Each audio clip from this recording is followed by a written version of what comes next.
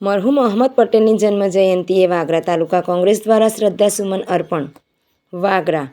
ભરૂચ જિલ્લાના પનોતા પુત્ર અને કોંગ્રેસના જનપ્રિય અગ્રણી નેતા મરહુમ અહમદ પટેલની જન્મ જયંતિ નિમિત્તે વાગરા તાલુકા કોંગ્રેસ સમિતિ દ્વારા શ્રદ્ધાંજલિ તેમજ સામાજિક સેવાના વિવિધ કાર્યક્રમોનું આયોજન કરવામાં આવ્યું હતું.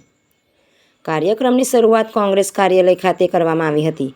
ઉપસ્થિત હોદ્દેદારો અને આગેવાનો મરહુમ અહમદ પટેલની તસવીર પર પુષ્પમાળા અર્પણ કરી શ્રદ્ધાસુમન અર્પણ કર્યા હતા.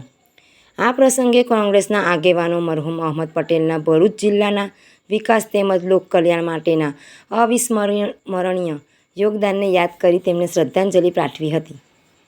ત્યારબાદ વાગરા સામૂહિક આરોગ્ય કેન્દ્ર CHC ખાતે સામાજિક સેવાના કાર્યક્રમનું આયોજન કરવામાં આવ્યું હતું.